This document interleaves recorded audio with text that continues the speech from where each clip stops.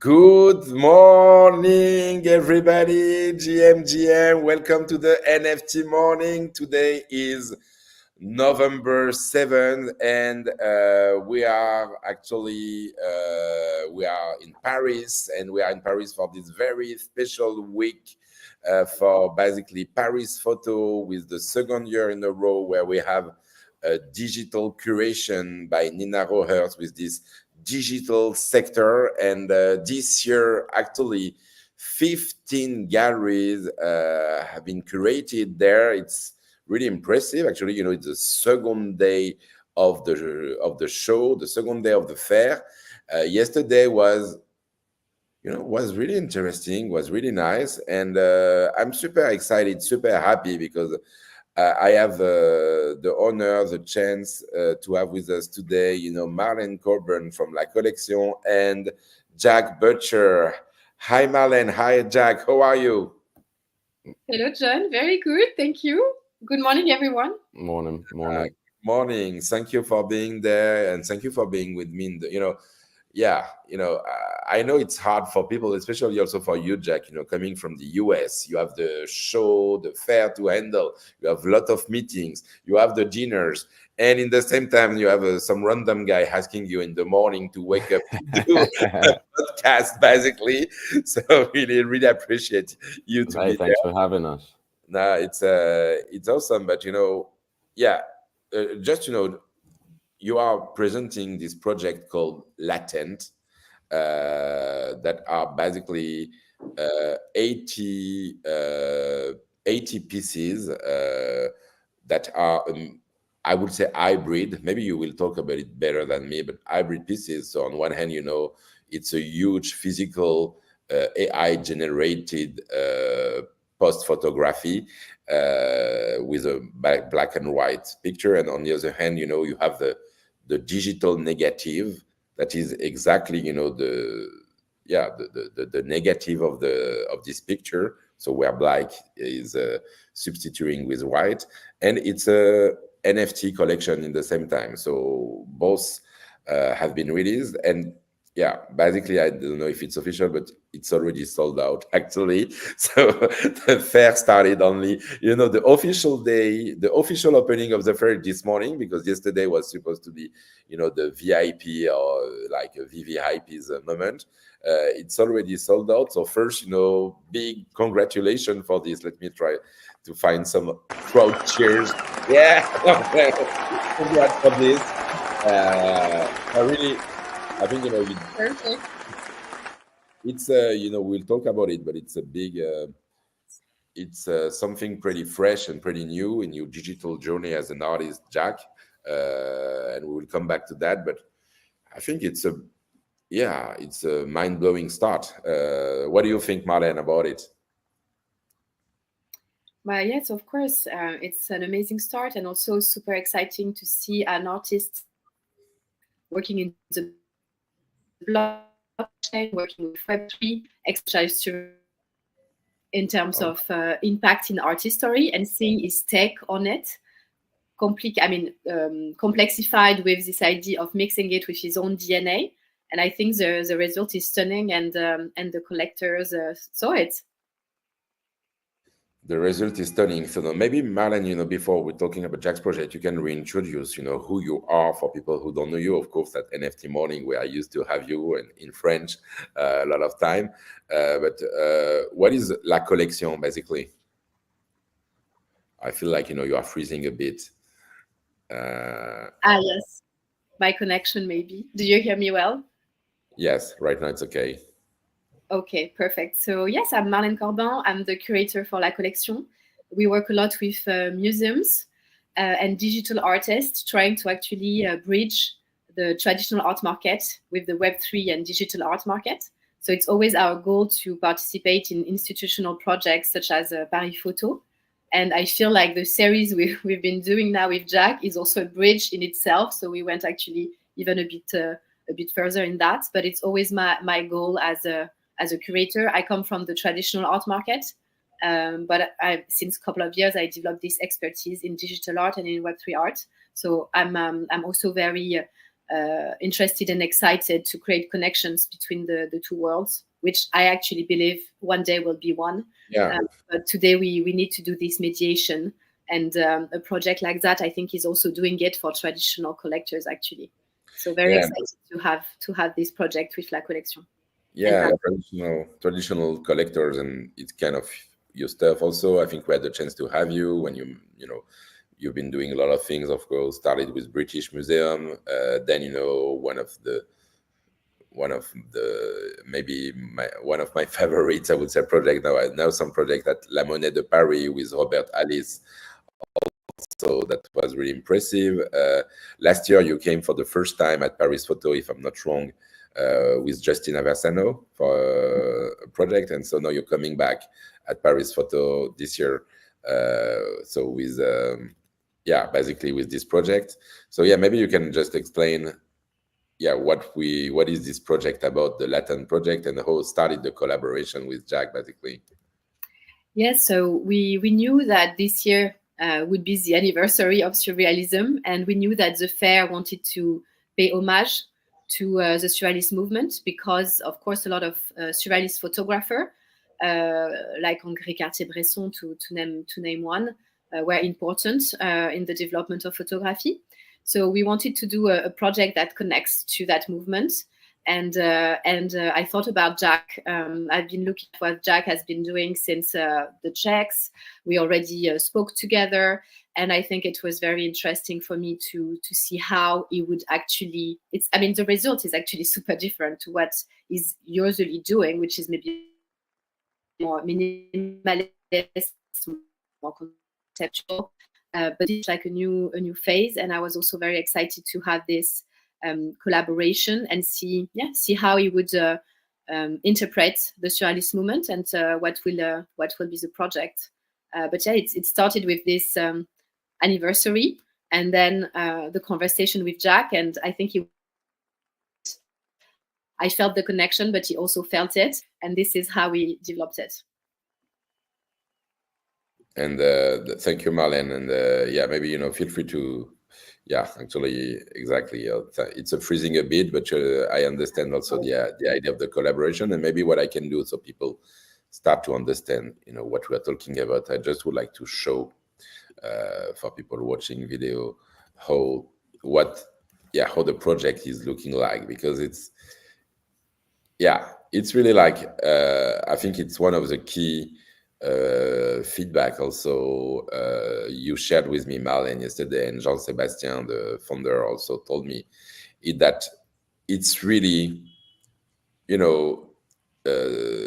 terms of level and in terms of standard, when you start to see, these huge pieces, because basically these pieces, when you see all these white pieces exhibited in the gallery.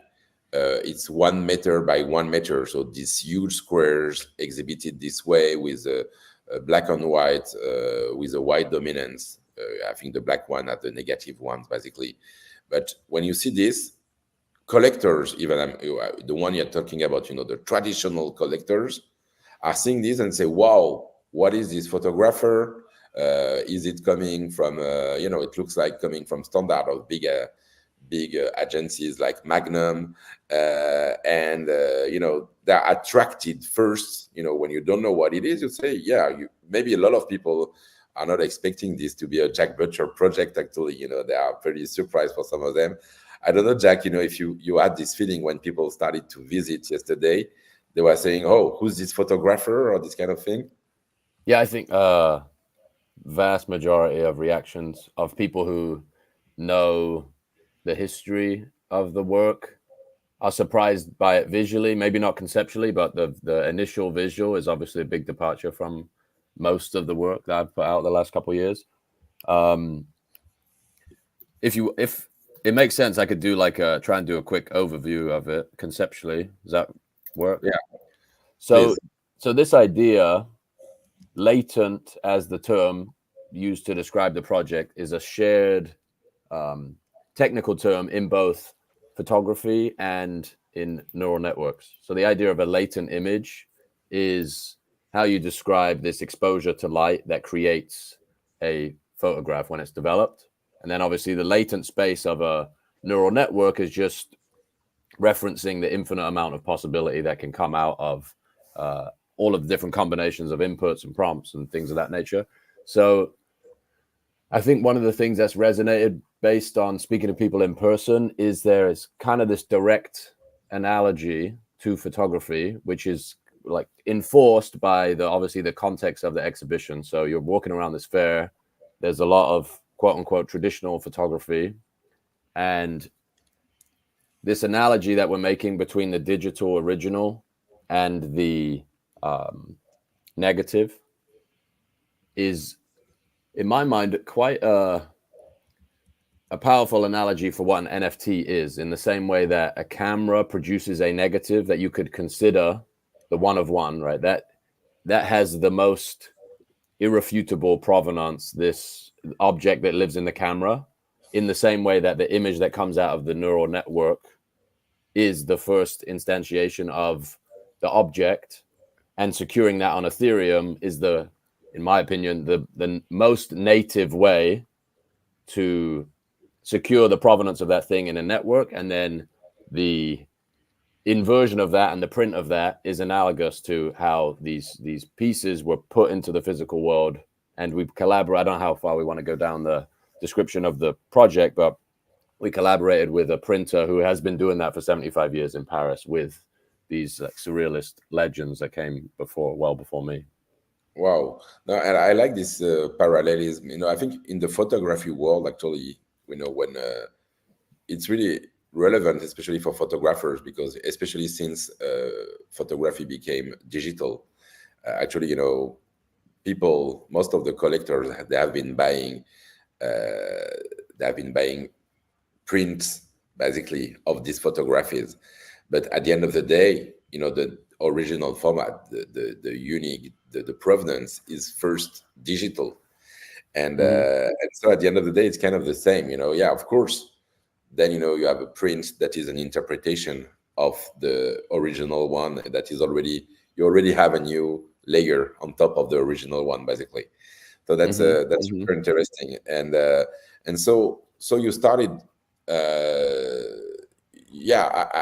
for people, I think, a lot of people that know you, Jack, and your journey, people following in the space, and, with the VV and, your way, always this way of thinking, basically, about how to have with the simple forms and something pretty pure and pretty minimalist, represent strong ideas, right? And I believe, if you check, of course, the VV project, and even then, checks, and then, of course, OPEPEN, and even now with this AI photography project, we keep this kind of this idea of revealing a lot of things with a kind of minimalist style. Do you have this feeling or not? Yeah, for sure. Like the things that resonate with me aesthetically are typically way more minimal in composition, and the driving value of VV originally was how can you communicate as much as possible with as few pixels as possible, right? If you think about these black canvases, there's an on-off state, essentially. Like a pixel is either on or off in those compositions, and the few shapes or lines or words you use to describe an idea, it kind of has this the maximal compression of an idea is the driving philosophy behind this stuff. And then there's also this thread from these pieces through to latent, where the digital original obviously mirrors the visual universe here. So it is white on black, on off state, and then when it comes into the physical world, it becomes this inversion of itself. And to speak a little bit about even the terminology in photography, there's this little meta commentary going on around like the acceptance or the initial lack of acceptance of photography as a fine art medium, right? So I was not present and practicing when that was the case, but my research shows that there was like the portrait painter has a initially terrible reaction to the introduction of a camera and photography and the development of film, and AI is going through that same thing, you know, in some ways very justified criticism, and in other ways like ill thought out criticism. And this even the words used to describe the components of the project, the negative is the digital piece and the positive is the print. So that is even like commentary on the sentiment around how the traditional art world thinks about these two objects. And, you know, that's either a happy coincidence or a preordained path conceptually for this stuff. But that's another thing that's fascinating to me about the difference between these objects that exist in the physical world and objects that exist digitally and have been replicated orders of magnitude more times than the prints, but that thing can drive appreciation back to the singular object in the physical world itself, right? And that's this like best of both world idea where the physical instantiation of the thing isn't just a printout. It is like a conceptual component of how the entire project is conceived, and it completes the story. It's not without the physical, the story doesn't make sense. Without the digital, the story doesn't make sense. It's not, you know, using technology for the sake of using it. It's these things that play off each other to tell a hopefully very complete story.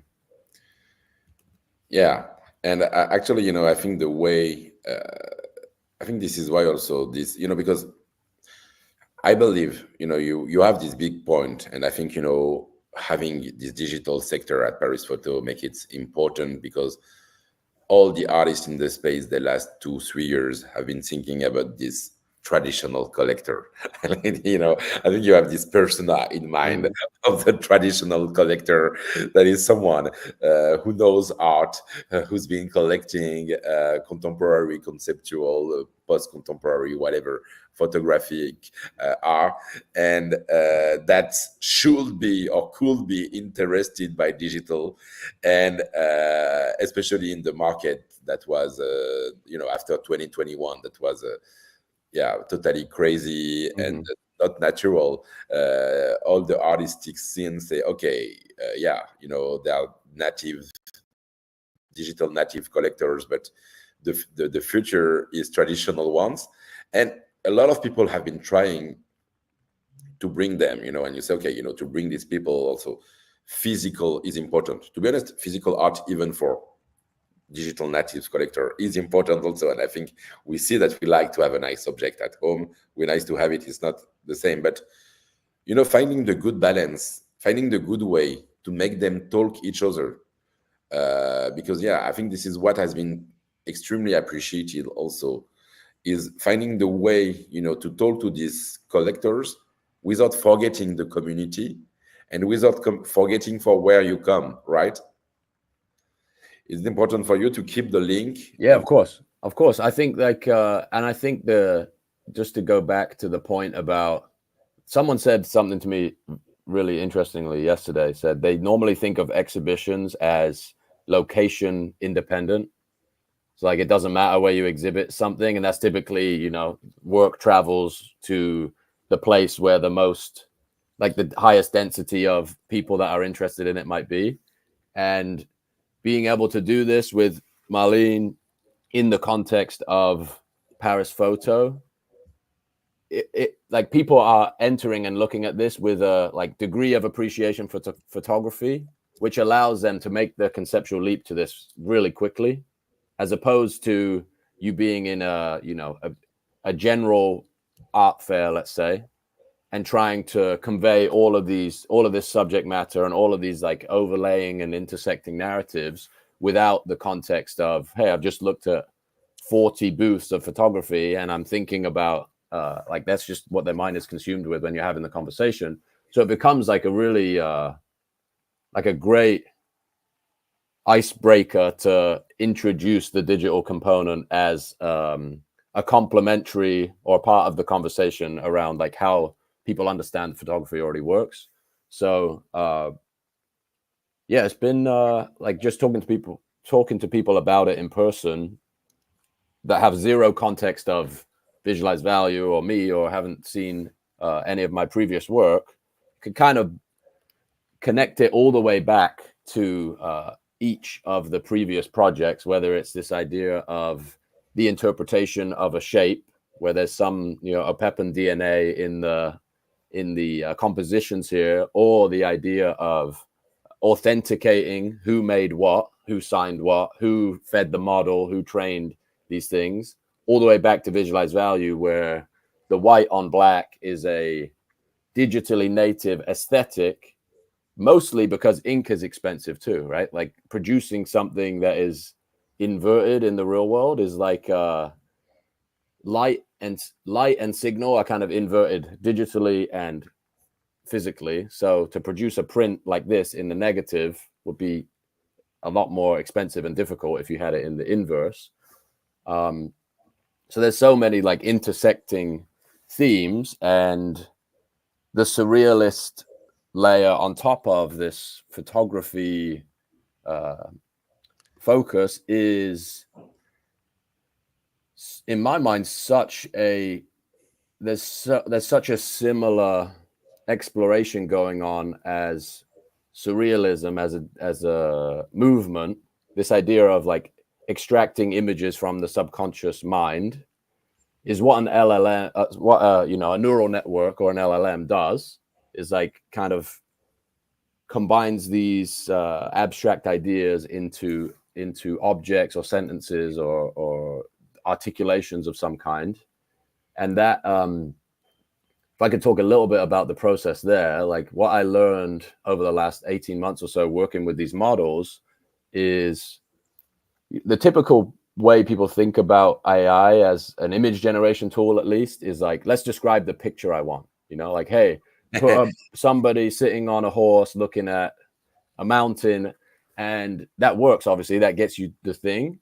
But in the same way that, like, if you pick up a camera, right, you're in a hotel room in Paris, you pick up a camera and you go out for the day, you don't know or look for what you're going to shoot. You're just like, I'm in an environment, I'm going to find things that are interesting. And what the model and the prompt ended up being for the final pieces is just a description of these environments and variables.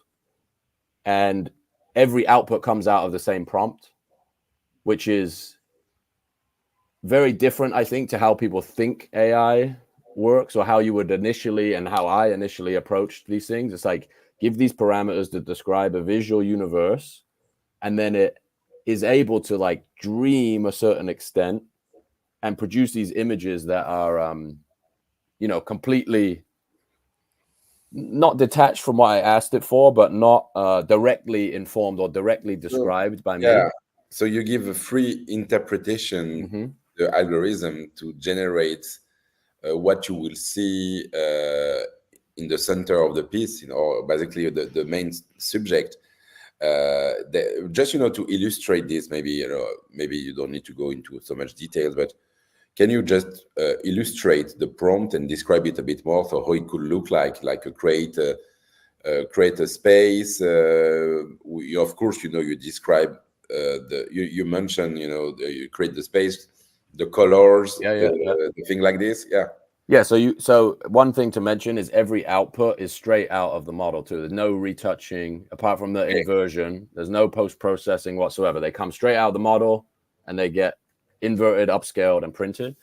And to get there's obviously a ton of curation that happens in that process too. So there's 80 out of probably 8,000, 9,000, 10,000 variations, and the prompt has evolved from the beginning from this like completely descriptive thing to these like parameters of things like negative space, surrealist iconography. They're broad references to the visual universes that they're trying to participate in, I suppose.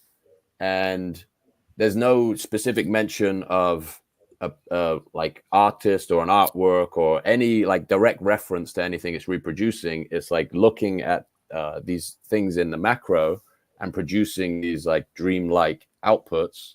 And one other thing to mention is once these things come out of the model, I print them all out on thousands of pages of paper, I put them on the floor and try and like find the ones that fit together, or broadly create this collection of this series that fits together.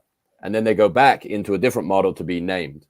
So all the names of the pieces have been conceived by a large language model too. So it understands the concept of the project. At the end of the day, you've been using, processing to visualize the image and name it. Yes. Following a kind of a pattern that you defined also? Yeah, so it understands the concept of the project. And then I'll say like the parameters are 2 words. And you can't use the same word twice across the series of 80. And what's interesting is you're kind of going through this process of like, this image resonates with me for some reason. It's like telling me something or represents something.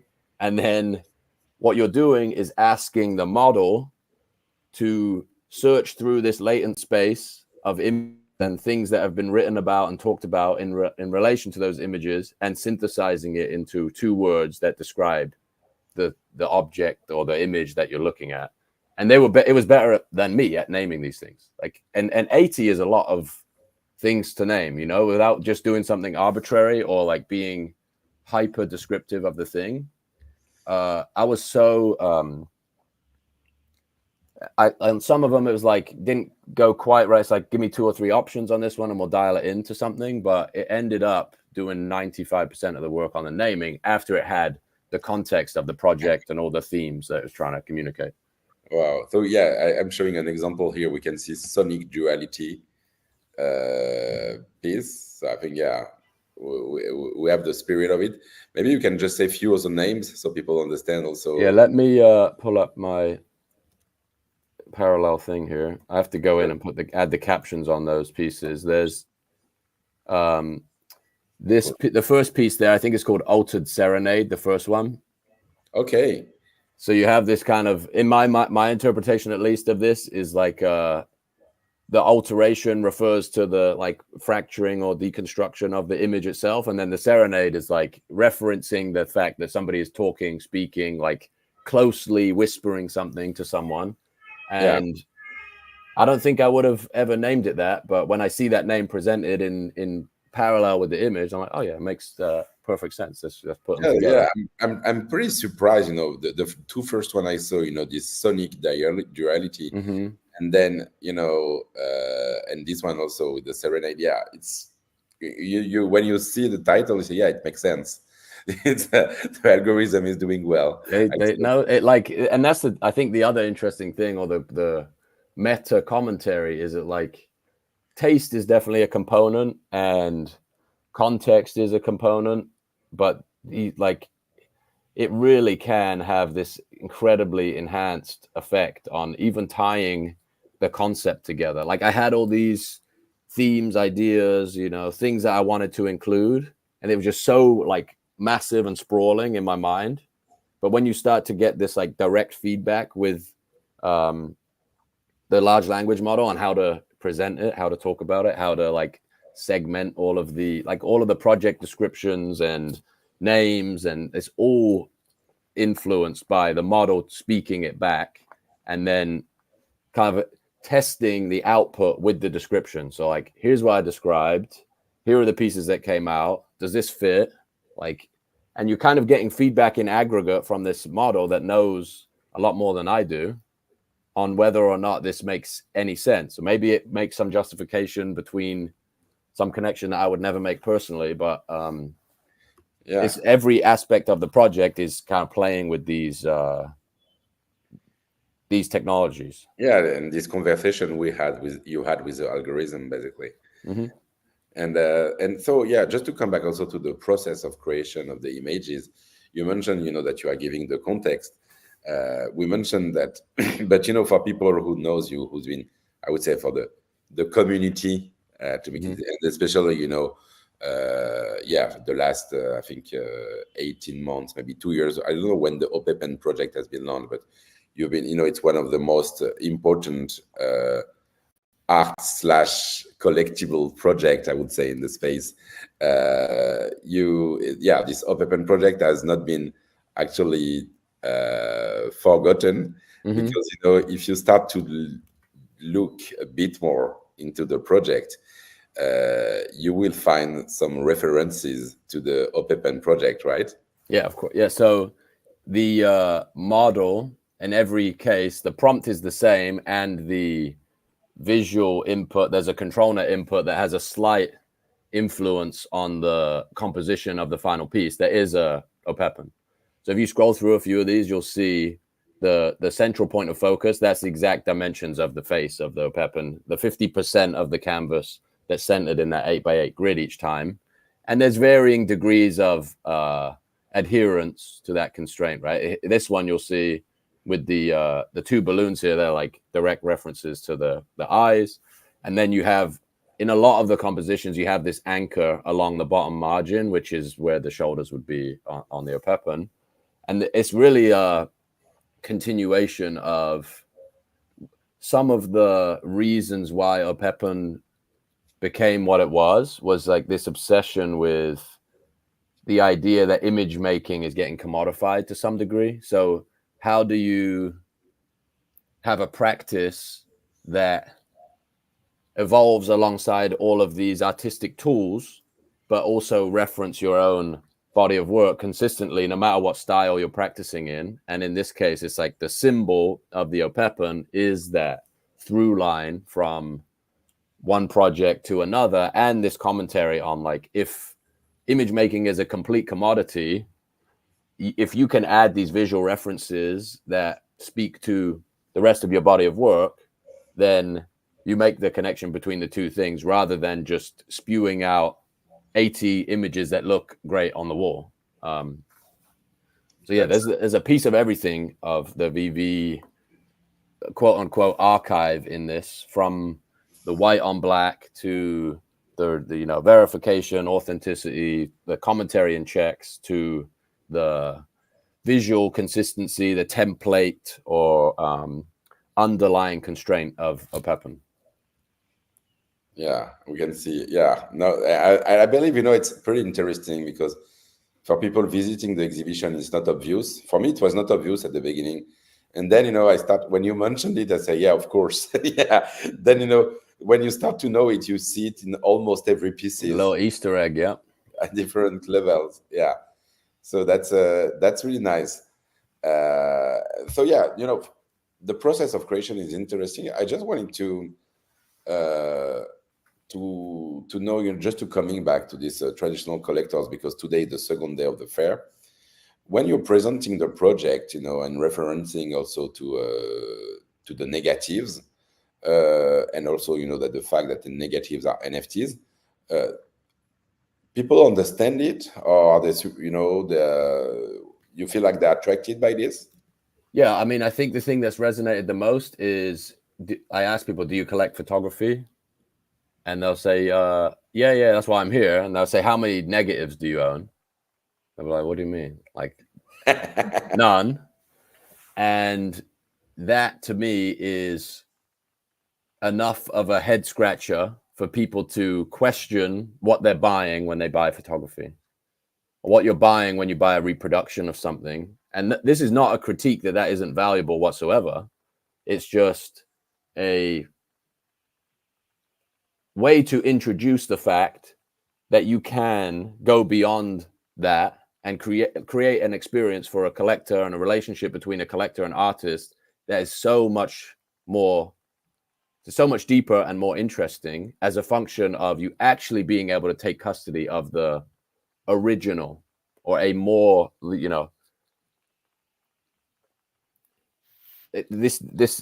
network security that surrounds the concept of original on Ethereum is so far superior to any physical counterpart in my mind. And that's indicative of, like, why and how I've spent my time in this environment for the last 2 years.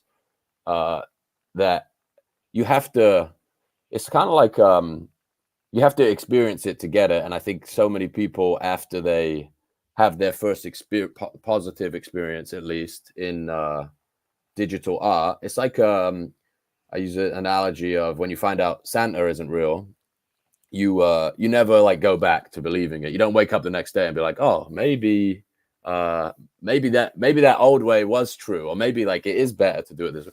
So the revelation. You're it's like an epiphany that you can't come back from.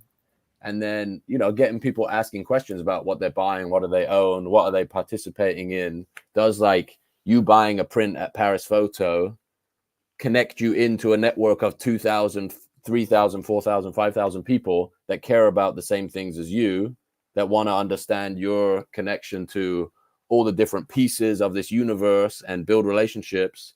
And that's what Visualized Value has been able to turn into these past couple of years. And you can't, like in a physical fair, I think having conversations with people where they start to like think about the ideas that are producing the objects, even if they never collect anything, there's some value has been exchanged in that thing. Just as like you could stand in front of a painting or a photograph that's beautiful and feel a certain way. Hopefully we accomplish both of those things, right? You look at it, it speaks to you, but there's also like, what is this? You have a reaction to it where you just, because it has this surrealist component, and the medium is like different, and it has this like almost vintage, grainy, like what era is this from? And you see 2024 next to it. It's like, the question is like, and it's really hard to answer when you have tons of people like roaming around. It's like, what is this? It's like, okay, I don't know where to start, but we can go the digital route, we could go the surrealism route, we could go the photography route. There's so many ways into a conversation, and it can, be tailored to the interest of the person that's standing in front of you. Wow, no, that's super strong, and I like this idea also of, bringing to these people, to anyone, this kind of inception. The moment you start to open your eyes differently on what you are collecting, and I see also the ambition, on your hand, because it's almost trying to define a kind of a standard about how to collect physical art tomorrow. Because it's this concept of negatives actually is a pretty good way to illustrate it. Of course, for photography it makes sense, but for any kind of digital production that you are buying physically, I believe that maybe in the future you would keep this kind of negative idea, the idea of bringing the negative from the physical artwork. Yes, I did an experiment right before this, kind of fell in my lap with the conversation that's happening around the digital art ecosystem, let's call it more broadly, where I ran this experiment of a 1-of-1, black and white 1-of-1, where the text is white on black, says attention please, it's on foundation. And Rodeo, the higher volume, 24-hour, low cost, collectible, terms still being defined, ran an inversion of that piece that was 25 cents or 30 cents or whatever it ended up being. And the hypothesis being this artwork in its entirety is more interesting and valuable, and the experience that you get from participating in it is richer if more people are able to own it. But you also have the ability to serve, quote unquote, the collector that wants to own an original. And as an artist, like, that is a massive tool in your arsenal, right? The patron that wants to spend more than 25 cents on your work is definitely something you should incorporate into your practice if you can. But the idea of a visual distinction existing between those two things, that's as simple as the black background is the original and the white background is the copy, is an attempt to like create a standard where maybe people can borrow this format for thinking about how to build a network around their work, and not, like add value to both of those participants in their ecosystem, collector base, whatever you want to call it. Trying to start conversations around why that's valuable and why the underlying technology of the internet, Ethereum, digital ownership is a far superior ecosystem all around. And we can learn from what people do in traditional art. They can learn from us, trying to build things that speak to the things that people care about on both sides of that is the idea why we're in Paris for the next few days. That's amazing. You've been mentioning, collecting, actually, just to come back to, people interested by your art, and also, Marlene, you can help on this, but basically, so what we mentioned at the beginning, it's already sold out, so there's not any way to get any of these pieces, Marlene, right? On the secondary market, I guess, but yes, no, on the primary, no, and it's actually, but I think it's actually quite interesting to see that among the collectors, as Jack is mentioning, we have those very Web3 profile, and then we have people that are more traditional collectors, and it's something that we keep seeing more and more with the project we do at La Collection. So I think the works are bridging the two worlds, but also the collecting audience starts to bridge those two worlds as well. And as Jack mentioned, when we speak about the works, you can develop on the blockchain side of things, and you can, in the same time, develop on the surrealist movement, on tradition in art history. So, and you can also have the conversation about both with people who are in the middle. But it makes it, I guess, it made it, I guess, very, very powerful as well for the success. Okay. And just, in terms of secondary market, so I believe today is November 7th, maybe all the pieces will be minted on the platform after the fair, right?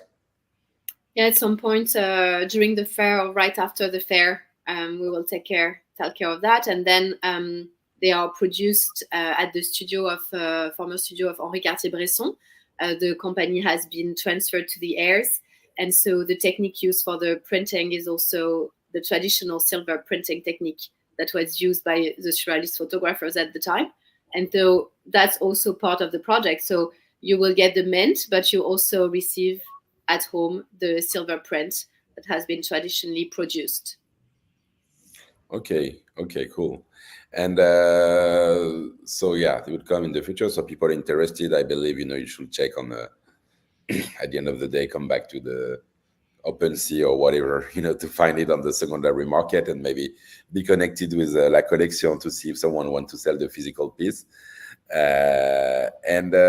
So for as the collection is already I believe you're already thinking about the future, Jack.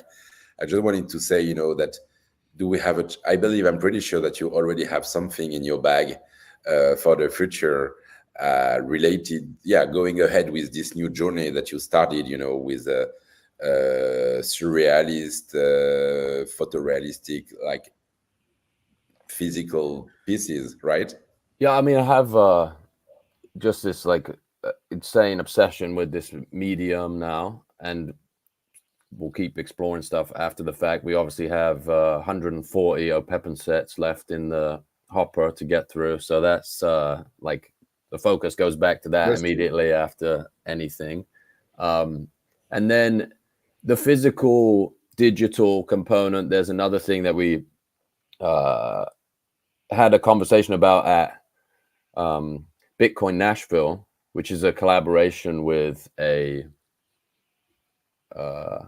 luxury goods maker of the highest order to translate digital works into physical pieces retroactively, and we're making a silver statue of one of the original Visualize Value 1-of-1s, and playing with this theme of verification, getting a number of hallmarks approved by the Assay Office in the UK, which is like the OG authenticators of objects.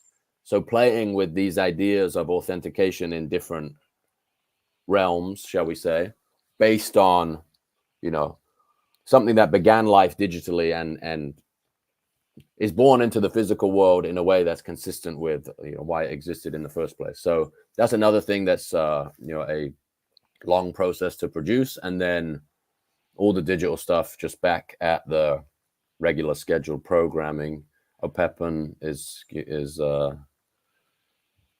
life's work. It looks like it's going to take a long time to finish that. So I'm always back on that. And then what has been great about this experience specifically is, developing something that is in conversation with the place that it's happening, the people that are involved in it. And, that I think is true on the internet too, is like saying that you have something ready to go, or like you're working on something for 6 months time. I've always struggled with that, because like the timing of the launch of the thing is a response to what's going on in the world at the time. And you may have these dormant ideas that just don't feel right to launch, but there are obviously exceptions to that where things take a long time to produce and maybe are more timeless of an idea. But the majority of stuff is, reactive or developed in collaboration or in combination with something that is happening in the real world. Like getting to these 80 pieces, for example, is like a true function of both the surrealist and photo context, but also the deadline of choosing the final 80 is you have to print them and go and show them in the fair. So I could have spent 3 years tuning the prompts for these things, but you also I guess one more point on that is like the moment in time that you're capturing in like the fidelity of the AI too. Like I think that there's already things that you can use to create photoreal compositions, images, whatever you want to call it, these different models that have these very different aesthetics. And this is a very intentional reference to, photography from 7,500 years ago, where you feel the imperfections of the hardware in the outputs too. I see. Yeah, and also I like this idea, and I think also this is why everybody is really excited about this AI art that is happening right now, because we love this imperfection in a way. We want to find it. We want to see this process, because it makes you think about where you are, what has been in the past, where you are right now, and how it's going to be in the future, and what is the potential and how it's going to be. And this kind of momentum where the world, I feel like it's a bit like, even, when people started to have in the art movement, you always have this moment where, for cubists or like expressionists, where art starts to go from figurative to abstract. And you have all this, play where you're trying. And this transition is super interesting, actually. And so we are this transitional movement, where we are asking questions, we are playing, in maybe 10 years or 20 years from now, everything will be obvious in a way that we cannot really anticipate, actually, but Yeah. obvious. So I think it's interesting, the moment you're asking questions.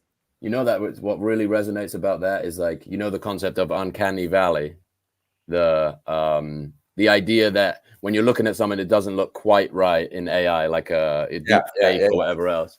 I think what's interesting and like intentional about the way we approach this is like, you can't walk up to that and think that it's straight out of a camera. It's like, it's not a real scenario that's being photographed. And just by definition, that's like creates an inquiry or a question most of the time. So very intentional thing. And I think, I'm going to take that back to the LLM, the departure from realist to abstract in all these different movements over time. I think that's, that is a response to, in the macro, to like, oh, these are just now capable of taking photographs or doing things that are, you can imagine any scenario. So making it more interesting by making it surreal, or, something that you couldn't possibly have thought up by yourself. Yeah, and actually, just to jump on that, if you look at the beginning of photography, when the movement developed, artists started to do more abstraction in art history, because they didn't want to compete with what photography was bringing, which was a representation of reality. So at least it's interesting to see that in this bridge moment, the appearance of photography pushed abstraction forward in art history. And now we are kind of going back.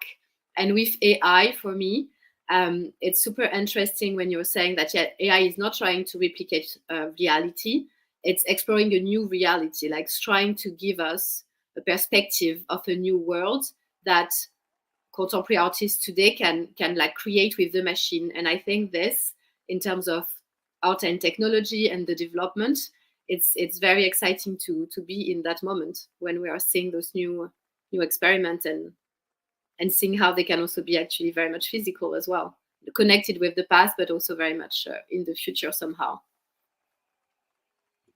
Yeah, that's super exciting. And yeah, actually, can't wait to see everything we will discover. But yeah, especially also because now, you have all this new surrealism movement that make it actually pretty funny, because sometimes, some people know showing something that looks surrealist and say, no, not created with AI, because for people, it's becoming obvious that it should be created with AI. So yeah, I really love, all this conversation, that artists are, doing now. And I believe also this is why we are into this space, the same kind of spirit that people came in when they started with the blockchain, asking the questions about what is art, what is visualization, what does it mean to be human at the digital age at the end of the day, and what is ownership, all these kind of things, what is a community, what is the interaction. And now we have more and more questions with, what is humanity and what is the visualization, how are we interpreting the data and all this with AI. So yeah, I believe, this is why we find a lot of spirits also that love asking questions into this space right now. And that's super exciting. That's super exciting. But so yeah, I can't wait to see the next, already the next release that will be done by you, Jack. Really inviting you, for everybody's in France right now, to go to Paris Photo, visit this digital sector, and visit La Collection booth. We haven't mentioned that, but also you are exhibiting also Tyler Hub's physical pieces, also Marlene. And we will mention it for sure, but there are 3 pieces I think I saw on your booth. And so you can visit them also. And yeah, it's created with a plotter, if I'm not wrong. And drawings based on classic imagery. So Jack is going back to surrealism, and Tyler is going back to classical imagery, and especially still life. So the theme of the booth, that's why it was like past versus present. So creating this connection and blurring time. No, so yeah, I really wanted to congratulate you for this. And just for people who are following all this week of NFT Morning special Paris Photo, I wanted to let you know that we have a few more episodes that will come all along the week. Tomorrow, actually, we will be live from Artcore Studio to visit the camera, the 99 Cameras Museum. That's basically old-fashioned cameras from the early 20th century, and even from basically historical ones that are exhibited there. And they have a project where they ask 5 photographers to take picture with it. So it's not directly part of the digital sector, but it's also a really nice side project that we will visit. And tomorrow also at noon, we will have another project that will be presented. So yeah, follow us to know more. Jack, Marlene, thank you again. Have a great fair, because I believe now, you will have to go there also and be chat with the crowd. Thank you again.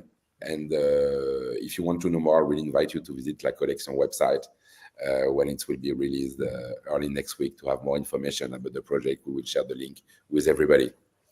Thank you, mate. Thanks for having us. Thank you, everyone. Thank you very much. And yeah, good morning. Happy